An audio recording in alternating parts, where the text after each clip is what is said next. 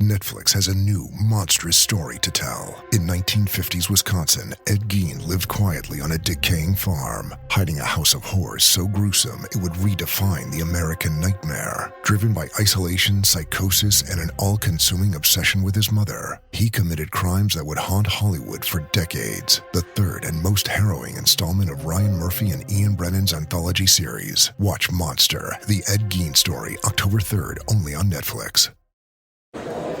Hello everyone and welcome to How Are the Podcast. It's Gav and you join us from the Hilton Garden Inn.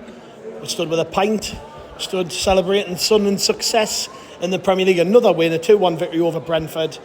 And Sam's with us again in his Reg Labrie top, which we've just been saying he has to wear for every game now.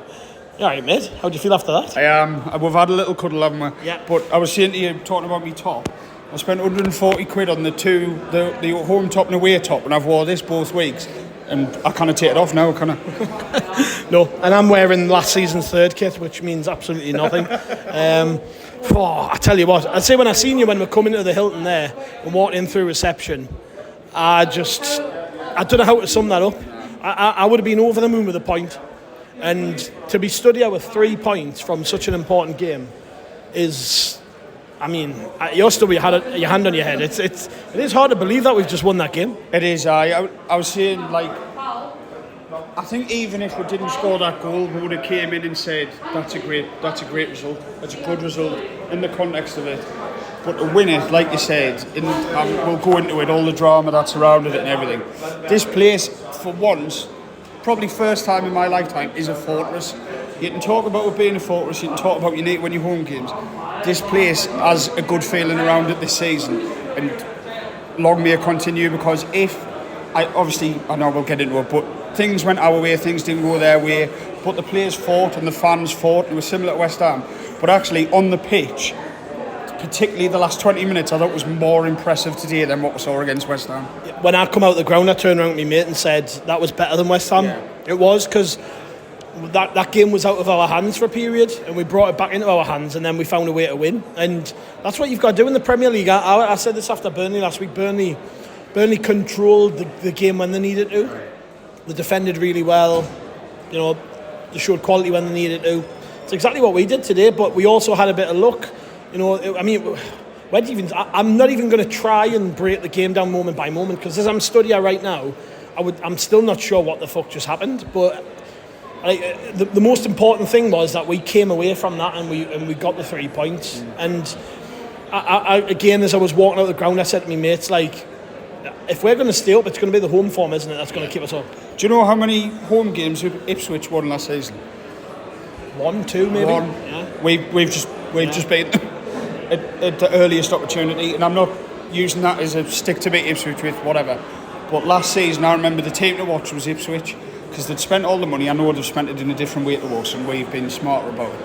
But there's been a big gap the last few years in the Premier League, and if any team, I know people are going to say we've played 3 winnable games, but if any team coming up from the Premier League wins the first 2 home games and gets 6 points out of 9, you would say that's excellent, and they're probably looking like staying up, wouldn't you? Yeah, well, you've got to think, if you're going to stay up, it's probably a case you have to have at least a point a game in the Premier League. 38 points to keep in the Premier League. As we sit here right now, we've got 6 from 3 games, which, I mean, when we saw the start of the season we were given by the fixture list, that was what we were targeting. Looking at it, we were thinking, you know, I would have took 4, to be honest. I would have been. There was a point in that game where we got back to 1s each, and I was like, just get away with a point. It's interesting, isn't it? Because after I did this against West Ham, I went out in town, and everyone I was talking to, I said, would you take 2 points from the next 2? A point away at Burnley, a point at home at Brentford.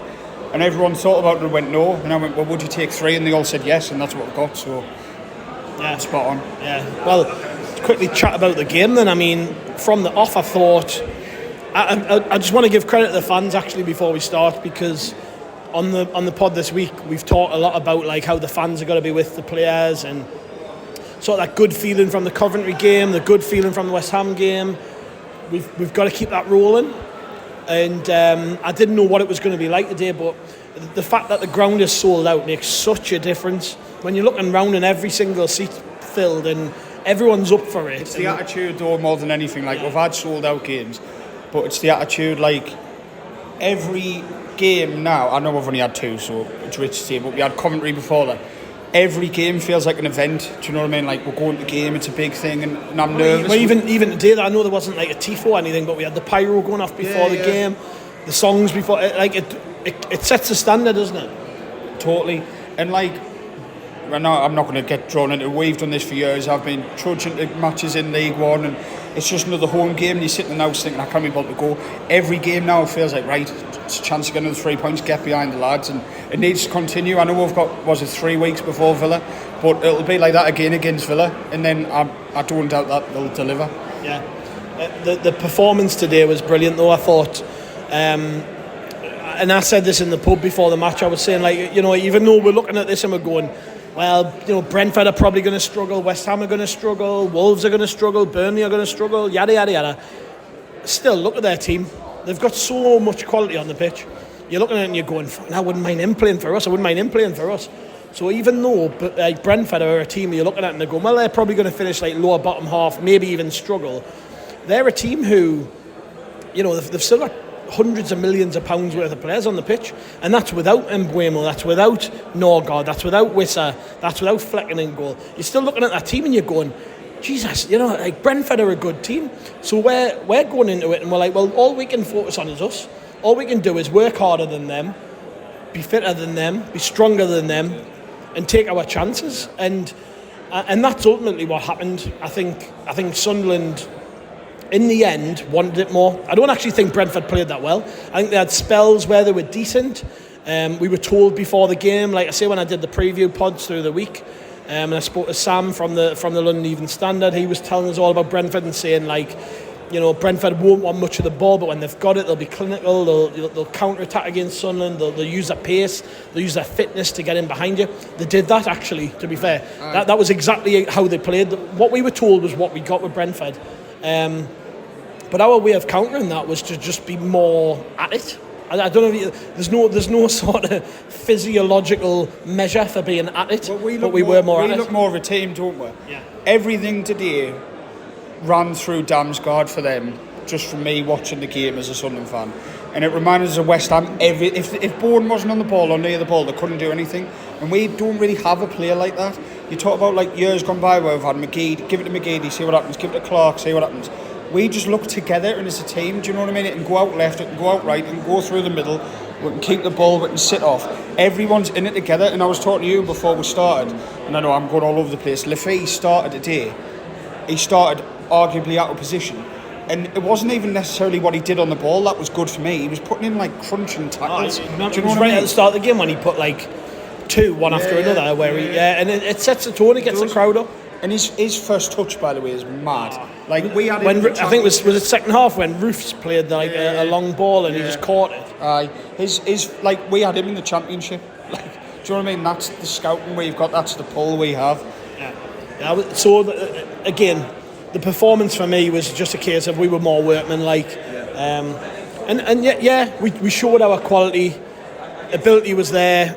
But you know, as I've kind of just pointed out, every team, even the struggling teams in this league, the teams that we expect to finish near the bottom, they've all got quality. So it's not just about quality; it's about wanting it that little bit more than the team you're playing against. And look, in the end, we got what we deserved. But like, if you kind of run through the game, first half, for me, I thought at half time, I thought we were the better side. They had a couple of moments. I mean, they had that goal that got ruled off for VAR. Thanks again, VAR, by the way. But when you see it back, it was offside. I mean, his full leg was offside. So in the Championship, that probably gets given. Keeper was a little bit suspect for it, but we can't really hold that against him, given it wasn't an actual goal. And given what happened about 40 minutes later. But yeah, like I say, I actually think, you know, going into half time, I was fairly happy. It was a game where we just kind of we toed and froed with Brentford. We probably had more of the ball. I think the control in the middle of the pitch was good. I actually think today Xhaka, that's the best I've seen him play. I thought Granit Xhaka was fantastic. I was at Burnley last week, and I wouldn't say there was question marks around him because everyone was a bit like, well, we know he's good, so I'm not going to slate him. But he looked not suspect, but he didn't. He looked a bit like he was trying to force it last week. Whereas today he looked calm, collected. I don't know if you noticed, but every time they were putting it along from goal kicks or free kicks, he was the one going up for the header. And then Alderete and Mukiele was standing off, because I know they're not the tallest. And by the end of the game, in the second half, he was winning every header. Or if he wasn't winning it, he was getting certain contact, using his experience, getting his body in the way. And I know we'll get on to him, I love him, but my dad pointed out, Jordan Henderson played, 60 minutes today? Xhaka's played 90 minutes. Yeah. That's the difference, isn't it? Yeah, and in another vortex, another world, Jordan Henderson would have been starting for Sunderland today. But no, right across the pitch we were very good. I thought at the back, Roof's that hairy moment with the offside goal aside was unbelievable. Just so composed, he actually plays like a defender half the time. He's halfway up the pitch, sweeping the ball up. Ronaldo, I haven't seen what happened back with their penalty yet, but as a general performance, I thought he was brilliant. Ronaldo is just such a good player. He's faster than I thought he was. I saw a video of him where he made up about 60 yards on someone playing for Madrid last year, so I knew he was fairly quick. But at his age, you don't quite expect that pace. But even on the ball, my assumption was, you've got a version of Hume at left back, sound defensively, won't cross the halfway line. But today, Lafay was tucking in.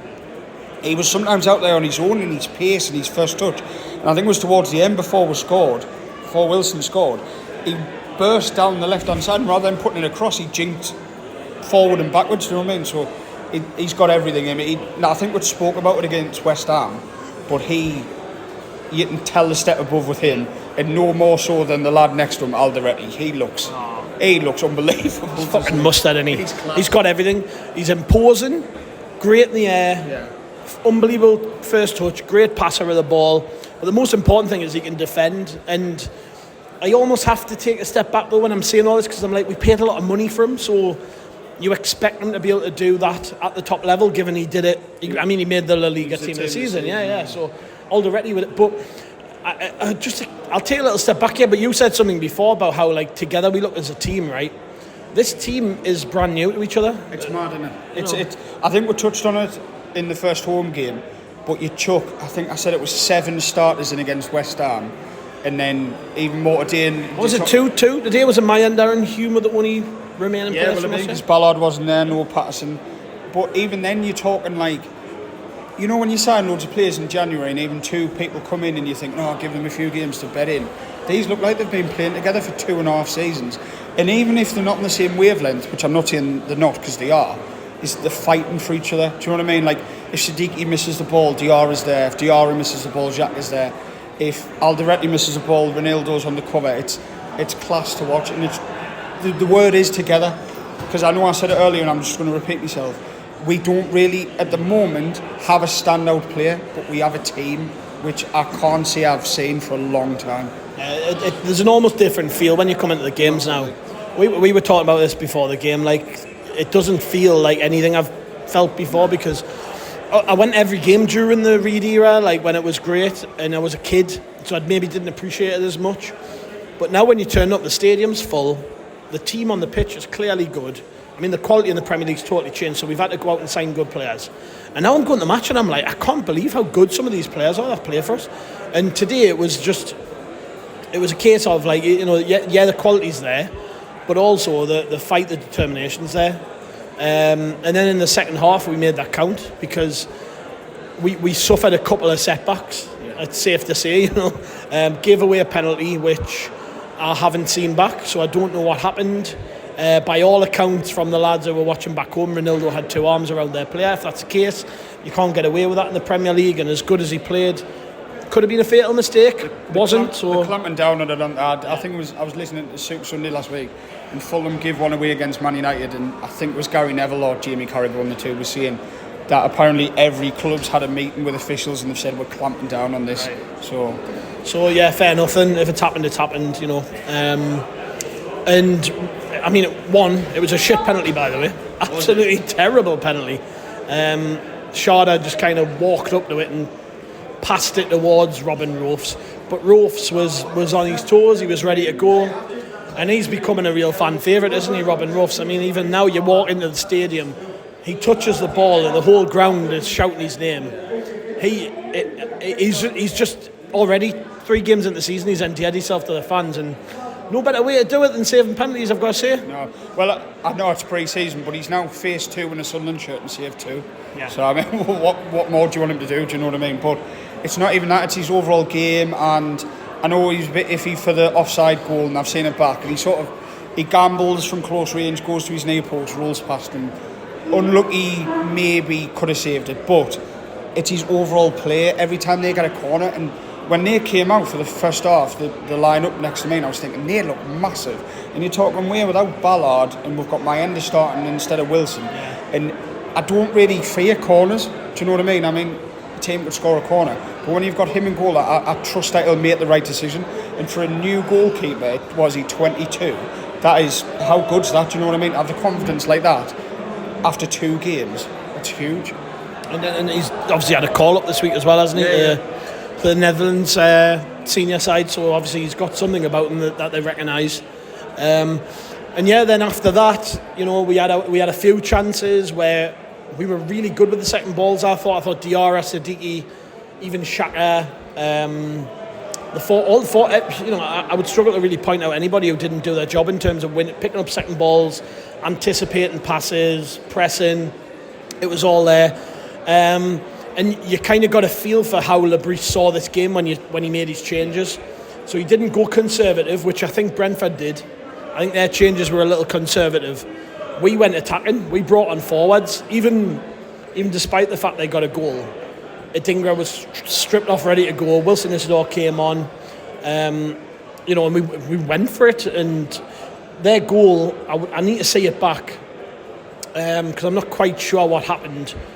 But maybe we switched off. I don't know. It was from where I was at the other side of the pitch. I need to see it back, but I just remember a lad sliding in down the right, and there was like 2 or 3 around him, but he just got his way in, and it was good crossing, a good header. But that's the quality you're talking about. Well, it's like I said last week. You're going to be punished, aren't you, for a little switch off? Yeah, well, it's like I said last week. Burnley done it. You know, Burnley showed 2 bits of quality, and got their goals, and in the end won the game. But even despite going behind, we we just never gave up. And like I say, I think the manager probably set his stall out even before the game when he would have been preparing for this, and it had said like, look, we only after today we only have 2 home games between now and the 1st of November. So in the next 2 months we've got 2 home games. One of them's Aston Villa, which is going to be a tough game. Yeah. So you almost have to look at this and go, this is a massive opportunity to get points on the board. We can't just be really conservative. Like, I would have probably took a point, but I don't think Regis Lebris would have been happy with a point, hence the changes he made. And Adingra coming on was a positive change. The fact he didn't start the game raised a few eyebrows, but I kind of got it because it gave us an option to bring on.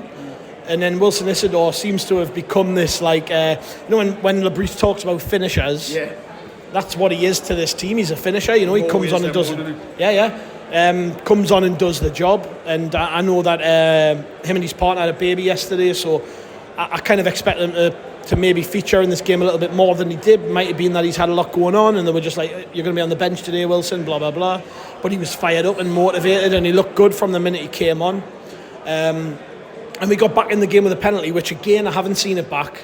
It's really tough when we stood here after a game when we're reacting to say definitively whether it was a penalty or not, although in the Premier League at least you've got that buffer of VAR, so they will have looked at it, they will have, you know, thought about it. Yeah, that was a penalty.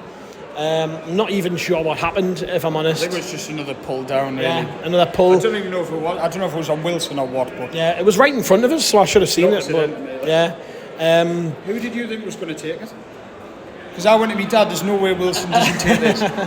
Well, I was looking at it, and Lefebvre had the ball, but Xhaka and Hume were stood on the penalty spot. Oh, it's like that nonsense in it where one of them pretends to take it, but you know he's not taking it. Henderson did it for them. Yeah. Some woman next to me was like, Henderson's taking it. I was like, no, he's doing nothing. Whether pass it over. Yeah. So I wasn't sure. I thought Hume, to be honest. But did you? Yeah, just because he was stood on the penalty spot waiting. Then my mate was like, no, Enzo Lefebvre's got the ball. And I was like, oh, he took the first one Tuesday, didn't he? Yeah. And he looked calm. I know it's different circumstances, but well, it's good practice for this though. Reggie said something, was it this week or last week? And he said something along the lines of you'll get a surprise when you see who it is. Or well, my reading, because it was last week. He was asked about penalty takers, and he went, "It's a surprise," and people took that as oh, it's going to be like a Did he fucking... mean I'm not telling you to? Yeah, well, that was my reading of it, but other people kind of decided that he meant like, oh, it's going to be the goalkeeper or something. Well, I think if Wilson wasn't on the pitch, I'd have understood that.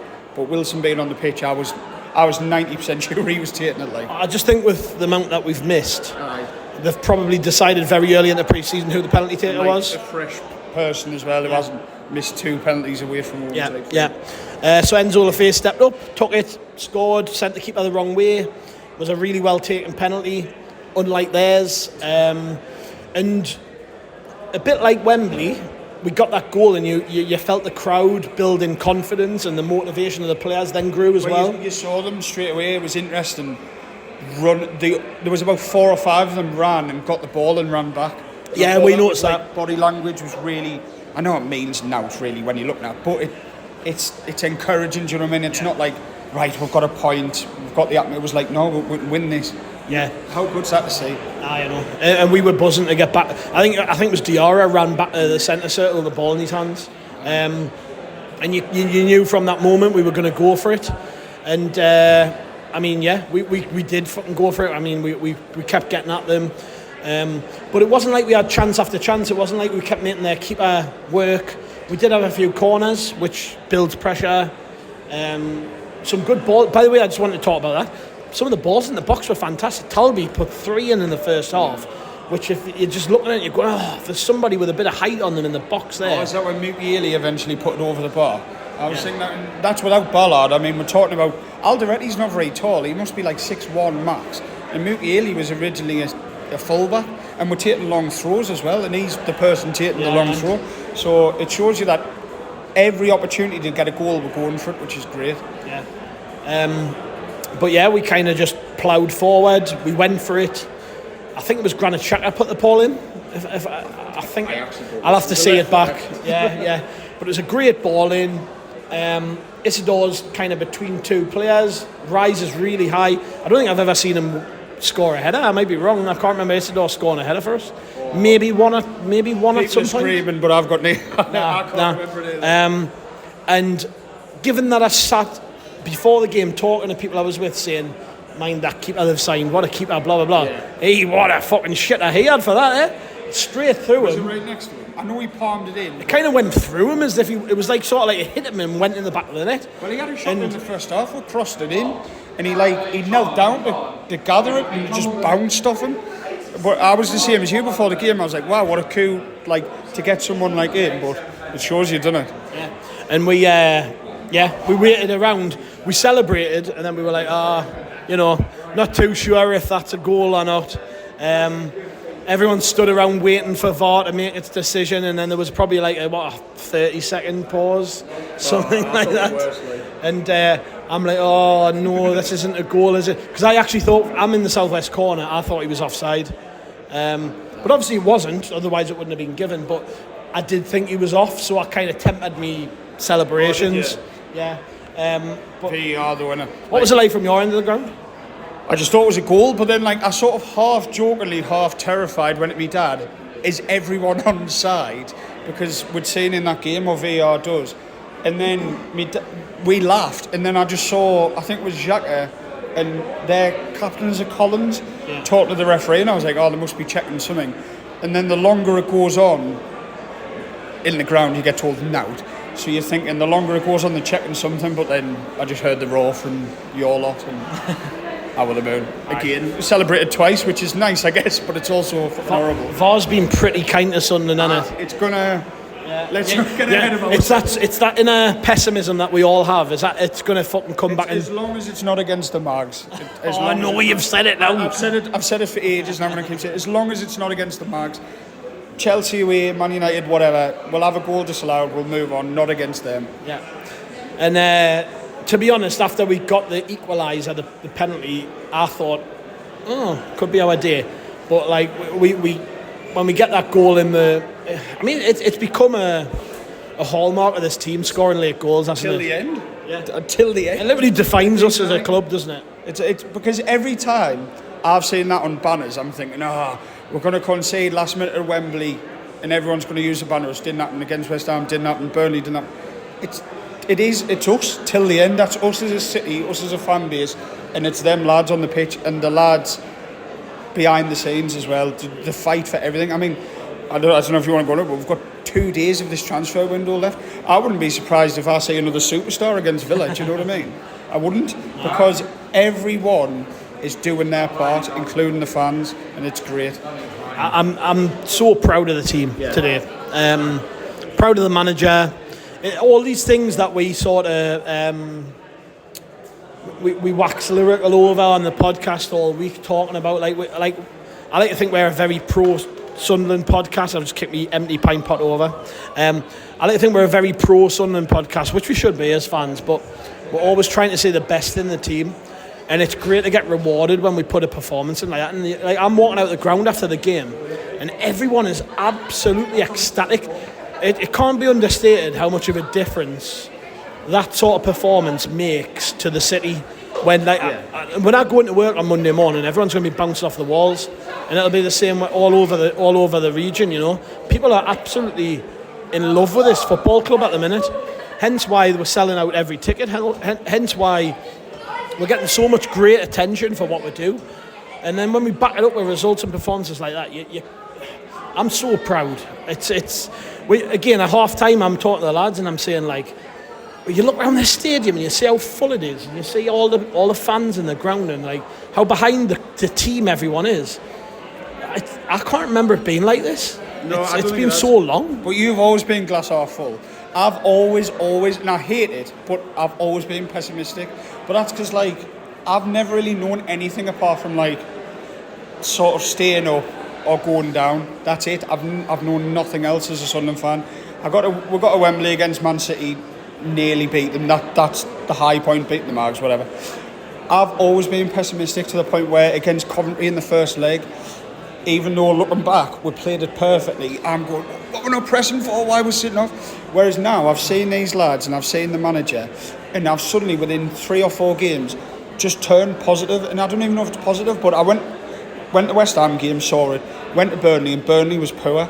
And all week been talking to people like family members, friends, and they've all been saying, I don't know, like Brentford might turn us over. And I was like, did you not watch the West Ham game? Not watch the Coventry game, Wembley? These lads have shown me that we can do it, and it might be early. Of course it's early, we know it is, but there's a different feel, and I don't know how to explain it, but I've been coming to this ground for years and years and years, and it just feels different, doesn't it? It does, totally different. And you've been coming longer than me, and it feels different for you. 100%, yeah. Like I say, last time I had a feeling like this was when Peter Reid was manager and we were finishing 7th. Yeah, no, wasn't even. And even then though, Sam, it's not even the same thing, really. You know, you look at the money we're spending, you look at the Premier League now is a different beast to what it's ever been. I mean, even 8 years ago when we were last in the Premier League. You're looking at, I said this right at the top, Brentford this week, or the week before last, just spent 40 million on a winger. The lad who scored the offside goal, Ouattara. Yeah. And the other winger, Sharda, got 13, 14 goals in the Premier League last season. The centre forward, they broke the transfer record for, Thiago, the lad who scored their goal. Yeah. 40 odd million for him. And then you go right through the midfield. Jordan Henderson, probably one of the best captains. Did the England squad? Yeah, he plays for England International. One of the best captains the Premier League's had in the last 20 years. Surrounded by other quality footballers. At the back, they've got quality all over the place, you know. A great goalkeeper in Kelleher. I know he had a bit of a stinker for the winner, but a great goalkeeper. And Brentford are a team who people don't fancy. And then you look at like Wolves. Wolves have just spent 30 odd million on a striker to go with the other striker they've got, who they've just turned 50 million down from Newcastle. And these are the teams we're expected to compete with. And you almost have to look at it and go, all these teams have quality, but what don't they have? What can Sunderland exploit? And for me, it's the heart, it's the desire. And I said this earlier in the week, the Stadium of Light is such an advantage to Sunderland when it's full, when everybody's on the same page, when the fans turn up with the same attitude towards the club, saying we're gonna do our bit today. You know, it's not be a team wanting to come up here. There'll not be a single team. Not after the first 2 games. Nah, the noise in there today was unbelievable, and I just hope we have many more days like this. It's been... We probably will, which is mental. Yeah. We thought that against West Ham, we've just had another one. Yeah. Probably, weirdly, maybe a better one in some Well, it aspects. was for me because there was more of a struggle involved. It was more impressive what I saw on the pitch after they scored today than against West Ham. Do you not think a performance like today is more exemplified by what you expect from Sunderland in terms of like majority of games are going to be tough at the same. Like when Arsenal, Liverpool, Man City, Chelsea, Man United, all these teams turn up this season, they're gonna come at us and they're gonna try and make the quality show, but also use their athleticism. And you kind of look at it and go, well, we've got quality, we've got athleticism, but also we've got that crowd. Yeah. We've got the significant advantage Sunderland have over every team that come here is there's 40,000 odd of us. So when we're behind them, it's very tough to play in that atmosphere. And I think when you see so many late goals and so many big moments in late in games at the stadium, like it's not coincidental. Yeah, it stops becoming a coincidence, doesn't it? It starts becoming till the end. Like I know you were talking about the atmosphere. I nearly put my shoulder out when Lafay made a tackle at 0-0. Do you know what I mean? That's what it means to us, and that's what it means to the players. Do you know what I mean? Like you're talking about Lafay, someone who's good on the ball, the number 10. Plays a good pass, putting in 3 or 4 crunching tackles today. So you can't tell me they're not feeding off that crowd. Yeah. What's your plan now? Back over the town? Still on the drink? A few more pints. More pints, see where we're going. I think I'm going to do the same when I get back home. We've got a more of a measured reaction to the game. I mean, this has been fairly measured, but we haven't seen anything back. So we've got a more measured reaction to the game tomorrow. Chris Martin and Kieran Brady on the pod tomorrow, so that should be good. Chris Martin, yeah. Chris Martin's on the pod, that's all right. Former Coldplay singer and Norwich striker on the pod tomorrow, so make sure you catch up with that. And obviously, loads to come. I mean, I'm still delirious with the result. I can't wait to watch Match of the Day tonight. I'm going to have to sleep in this. Well, I didn't watch Match of the Day last week. Do you know they take it off? I tried to watch the West Ham one back after Burnley because I was a bit hungover. On the iPlayer? Yeah. So I've got Sky. I just. Well, someone's doing all right. No, I can't. I like to go around your house to watch it. Aye. Anyways, thank you very much, everyone. We'll be back tomorrow with another pod. We'll see you soon. This podcast is part of the Sports Social Podcast Network.